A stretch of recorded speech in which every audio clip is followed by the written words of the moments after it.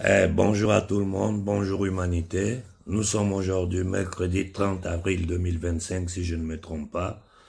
Bon, ce n'était pas prévu que j'intervienne, mais comme je viens à peine de me concerter avec le Congo, vu la situation désastreuse que les enfants, les femmes sont en train de vivre dans l'est du Congo, bon, nous avons décidé de créer une cagnotte, d'essayer de faire une collecte, surtout à nous de la diaspora, tous ensemble, chacun donne ce qu'il peut, 5, 10 euros, pour essayer de soulager ces enfants-là, parce qu'ils ont besoin de tout et ils sont dans des conditions de non-vie. C'est incroyable. Les images qui m'arrivent, je préfère ne même pas les publier parce que c'est trop douloureux. Donc les prochains jours, nous allons revenir sur cette situation du Congo-là, le temps de nous organiser. Bon, je suis très inquiet pour le Mali, ça je ne vous le cache pas. Je suis très inquiet pour le Mali. Parce que le Mali est au bord d'une fracture si nous ne faisons pas attention. Là, je ne m'adresse pas aux dirigeants, aux militaires, à tout ce bordel-là, non. Je m'adresse au peuple malien, je m'adresse à la société civile malienne. Du nord, du sud, du centre, de l'est. Faites très attention. Ne tombons pas dans cette erreur. Ne tombons pas dans cette erreur. Aujourd'hui, l'Occident collectif, c'est-à-dire les marchands de la monnaie, de la dette et de la mort, sont prêts à n'importe quoi pour avoir le contrôle du Sahel. Leur contrôle sur les richesses du monde, sans le contrôle du Sahel, sans le contrôle de l'Afrique, est impossible. Nous devons nous mettre ça bien dans la tête.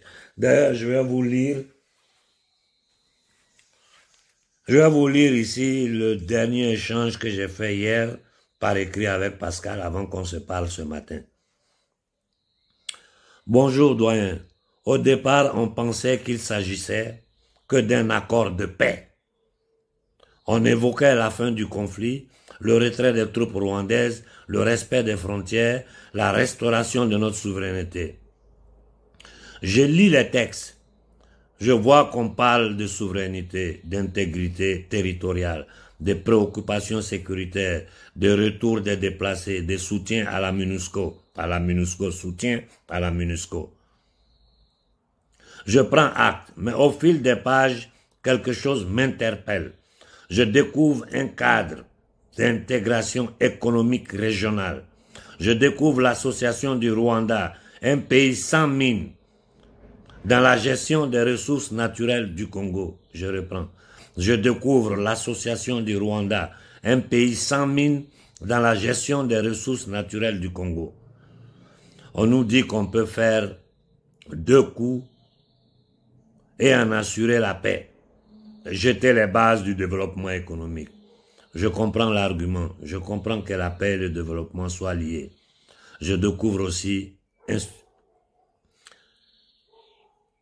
que nous institutiserons les chaînes d'approvisionnement régionales dans les minerais stratégiques au lieu de consolider d'abord notre pleine autorité sur notre territoire. Je suis désolé. Signé Pascal. Bon. Moi, c'est des choses qui ne m'étonnent pas du tout parce que, bon, j'ai posté il y a 10 minutes de cela une intervention du président Bandakari où il parlait du pacte de l'impérialisme, de la charte de l'impérialisme. N'importe qui a lu ça, c'est des choses vérifiées, documents vérifiés, on leur a même dit où ça se trouvait. N'importe qui lit ce pacte de l'impérialisme là. Comment vous pouvez venir vous asseoir devant nous pour nous parler de collaboration, de diplomatie? C'est de la folie. C'est de la folie. Ils ont écrit sur papier. Ils ont écrit sur papier. Ce n'est pas que nous on est en train d'inventer quelque chose. Nous avons oublié la conférence de Berlin. Nous avons oublié la conférence de Berlin. Nous avons oublié les accords de Bretton Woods. Nous savons comment ils ont fait à la fin de la Seconde Guerre mondiale, comment ils ont fait avec tous ces accords-là pour maintenir l'Afrique dans ces conditions. Aujourd'hui, nous avons toutes les preuves qu'il y a un complot de l'oligarchie satanique anglo-sioniste qui gouverne ce monde-là contre l'homme noir. Je répète, il y a un complot de l'empire du mensonge anglo-sioniste contre l'homme à la peau noire. Ils veulent notre destruction. Ils veulent notre élimination de cette planète. Ils veulent faire de nous ce qu'ils ont fait aux Indiens d'Amérique, aux aborigènes, aux Maoris. L'Afrique du Sud doit nous servir de leçon. Quand vous prenez l'histoire de l'oligarchie occidentale, elle n'est pas semée que de manipulations, de mensonges, de violences et de sang versé. Dans un machiavélisme à son paroxysme. C'est ça l'Occident. L'Occident collectif, les élites occidentales, que ce soit sur le plan spirituel comme institutionnel, d'abord tout est confus aujourd'hui, ne vivent que dans le mensonge, la violence. Ils ont commencé ici, sur leur propre peuple. Quand tu vas étudier l'histoire interne de l'Europe, mais tu te dis, mais c'est pas possible. Ça, ce sont des barbares. Ce sont des sauvages. Ce sont des criminels. Ce qu'ils ont fait aux peuples occidentaux ici, avant d'aller vers l'extérieur, pour commencer à agresser tous les peuples, toute l'humanité. Nous avons les preuves, nous avons les documents. L'histoire est sous nos yeux. Mais comment nous faisons encore à nous asseoir pour dire qu'on va discuter avec des gens de diplomatie? Mais il n'y a pas de diplomatie. Quand c'est écrit que toi tu es esclave, tes matières premières m'appartiennent, ton territoire doit être sous mon contrôle. Et c'est ce même Occident, après la Seconde Guerre mondiale, planifié par ces mêmes élites, les marchands de la monnaie, de la dette et de la mort, la modification des Nations Unies avec la déclaration des droits universels de l'homme, les démocraties, tout ce que nous savons.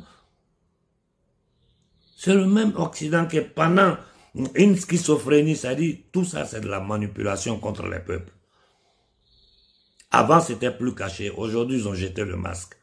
Pendant qu'ils font tout ça aux Nations Unies, de l'autre côté, ils imposent la Pax Americana, c'est-à-dire la Pax anglo-sioniste. Pour vivre en paix sur cette terre, tu dois obéir à nos ordres. Tu dois te mettre sous nous, sous notre autorité.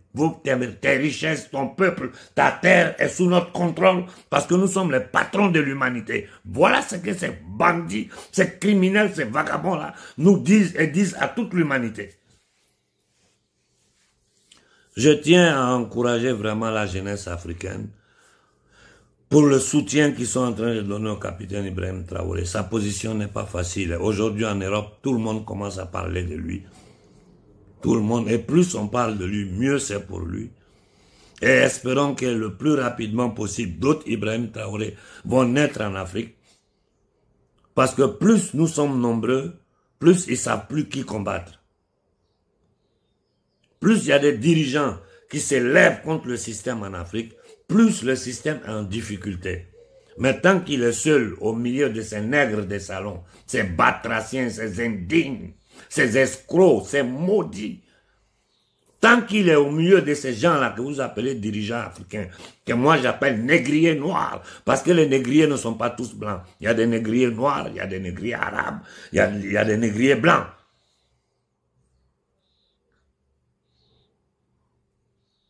Ces négriers noirs, gardiens des camps de concentration, il faut que nous arrêtons d'appeler ces gens-là présidents. Il faut que nous arrêtons d'appeler ces enclos coloniaux, ces camps de concentration-là pays. C'est dans la narration que tout se passe. C'est dans la narration, le verbe. Quand on te met dans la tête pays, indépendant, président, à force de te répéter ce mensonge, on commence à penser que vraiment ce sont des présidents. Ce sont des gardiens des camps de concentration. Quelqu'un qui n'a pas le contrôle de sa monnaie, de son économie, il n'y a même pas d'économie en Afrique, n'a pas le contrôle de son territoire, il est président de quoi? Il est président de quoi? Dites-moi. Il est président de quoi? Voilà le combat que nous menons.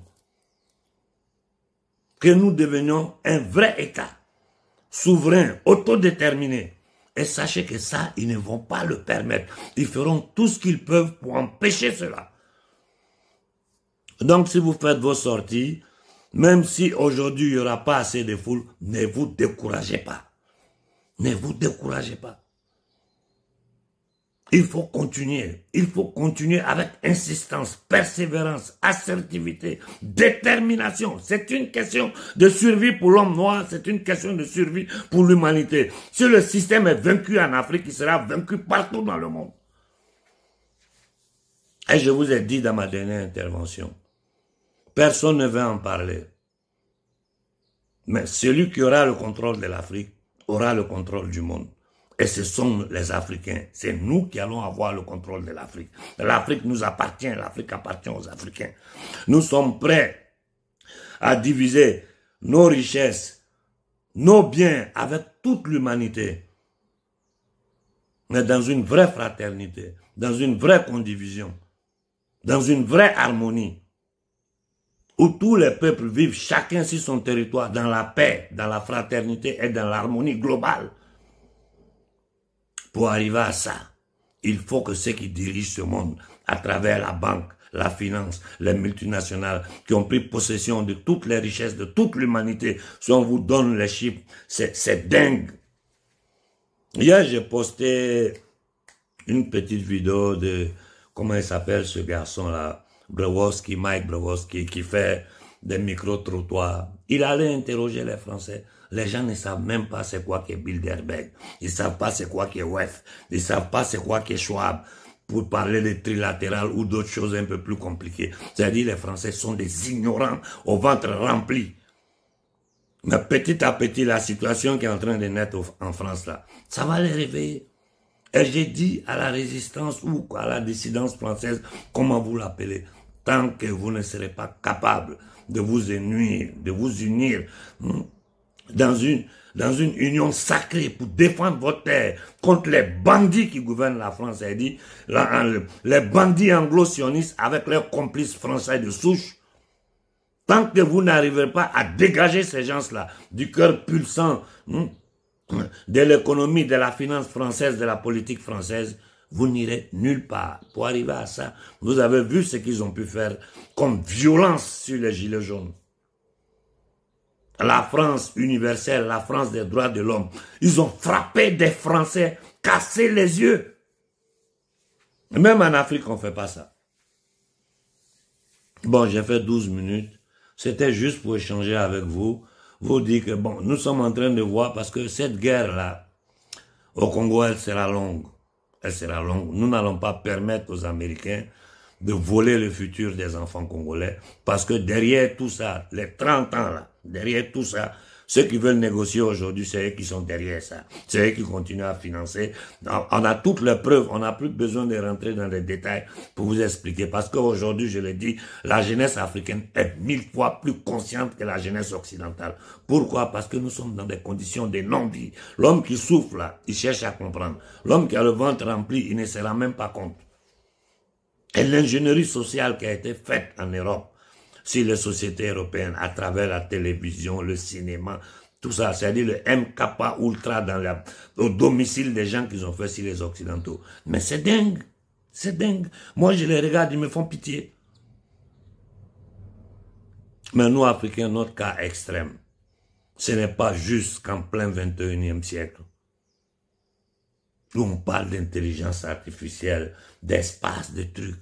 Sur la Terre, des centaines de millions d'êtres humains, des centaines de millions d'êtres humains n'ont pas droit à l'eau, ils n'ont pas droit à l'électricité, ils n'ont pas le droit de cultiver ce qu'ils mangent, ils n'ont pas leur monnaie, ils n'ont pas d'économie. Et ces gens qui nous mettent dans ces conditions-là nous parlent de diplomatie, de géopolitique, de géostratégie. Non, nous on est dans un combat de libération. Libération de l'homme noir tenu en esclavage depuis des siècles. Du courage au capitaine Ibrahim Traoré, vraiment du courage. Je te dis, chaque fois que tu seras un peu découragé, rappelle-toi de ce que je te dis.